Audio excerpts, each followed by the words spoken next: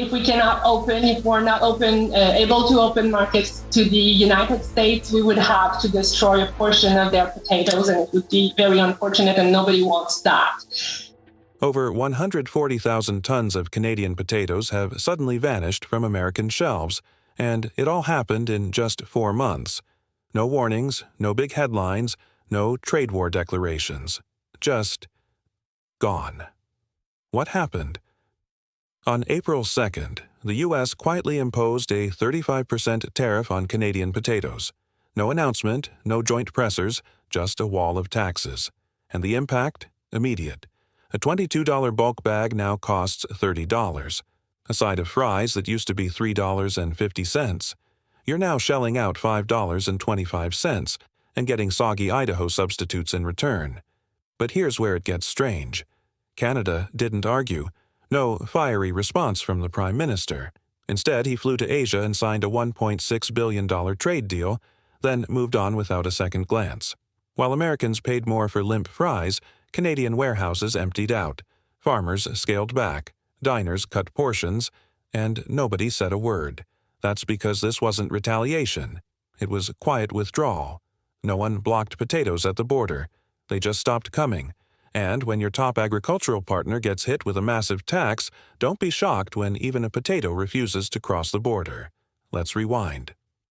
Before this quiet fallout, Canada to U.S. potato trade was one of North America's most reliable flows.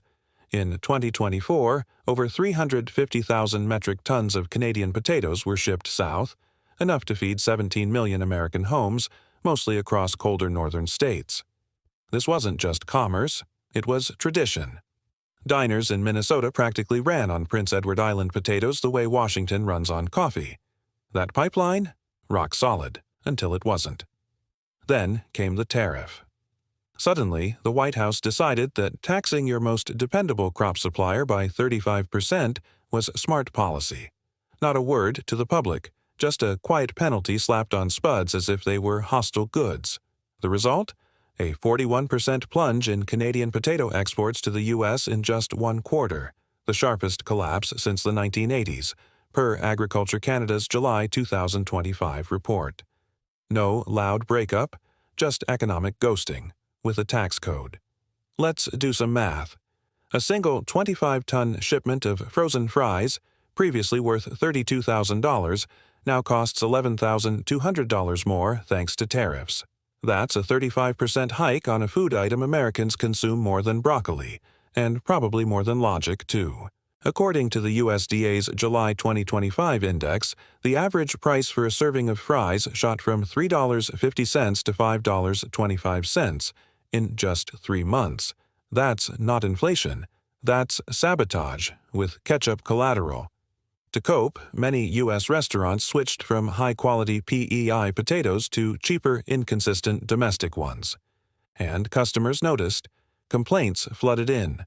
Limp fries, uneven color, a strange chemical aftertaste. As one disappointed diner put it, freedom fries just ain't it. Small eateries are struggling most. Unable to pass the full cost to customers, they're shrinking portions or removing fries altogether. A Fargo diner owner told the Minneapolis Star, "We used to offer 3 plates for $10. Now it barely covers 1. Our margins didn't shrink. They disappeared. And Canada? Still no drama, no tweets, no ultimatums, just action." Instead of retaliating, Canadian producers quietly shifted gears. McCain and Cavendish, the frozen fry giants, slashed U.S. contracts. Fewer trucks, shorter deals, and empty cold storage in Prince Edward Island, New Brunswick, and Alberta. According to Statistics Canada, mid-sized farms cut potato acreage by 15 to 25% this season, not due to drought, but due to a drying up market. Meanwhile, U.S. importers turned to domestic crops, sacrificing quality and supply chain stability. A July 2025 USDA report found satisfaction with potato products dropped 10 to 18% in Midwest states like Wisconsin and Michigan. Fry consistency. Gone. Shelf life. Shortened. One customer in Wisconsin summed it up best. $5 for fries that taste like wet cardboard. I used to eat here twice a week. Now I bring my lunch. This isn't just about potatoes anymore. It's about trust and the fragility of it. While Washington played tough with tariffs, Ottawa reached for its map. Canada began restructuring its potato supply chain, reallocating inventory to domestic grocers, downsizing exports, and packaging for direct retail instead of bulk shipments. Retail potato prices in Canada? Still stable at $4.50 to $4.99 a bag. No inflation crisis. No national drama. Even better, surplus crops didn't rot. They went to food banks. According to Food Banks Canada, over 12,000 tons of potatoes were donated to low-income families in Q2 alone. That's real food security. Quiet, efficient, and compassionate. And as for trade, Canada pivoted, big time. Since late 2024, Ottawa inked a $1.6 billion agri-deal with Japan, South Korea, and Indonesia, targeting premium frozen goods.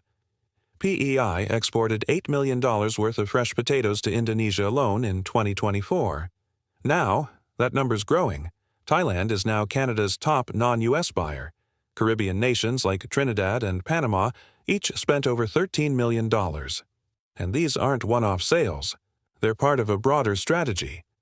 In Charlottetown, one freezing facility signed with a Japanese distributor, added a new line, hired 45 full-time staff, and started purchasing Grade 2 potatoes that were once destined for animal feed. The goal isn't revenge, it's resilience. Canada learned a harsh lesson. When your largest customer turns unpredictable every election cycle, you're not a partner, you're a hostage. And now Asia isn't just opening the door, they're handing over a spare key. But the pivot isn't smooth sailing. Canada still lacks cold chain infrastructure to efficiently serve Asian markets. Shipping costs to Tokyo or Jakarta are 20 to 35% higher than a truck to Buffalo. And despite free trade with South Korea, fresh Canadian spuds remain blocked due to quarantine rules. So while fries are in, raw potatoes are stuck, waiting for customs clearance. And while giants like McCain can build new networks, smaller farms get left behind, locked into deals with big processors who call the shots. So yes, Canada is moving on. But the transition is messy. By July 2025, the World Trade Monitor logged a 41.7% drop in Canadian potato exports to the U.S. and a 19% drop in total U.S. potato imports. Economists call it policy-induced friction. But at its core, this is about trust. Canada didn't slam the door. They just stopped knocking. And Washington. It still hasn't asked why. Because when your closest trade partner walks away without a fight, it's not defiance. It's exhaustion. So, what do you think? Was this the quietest breakup in North American trade history? Let us know in the comments, and don't forget to hit subscribe so you never miss when policy meets your plate.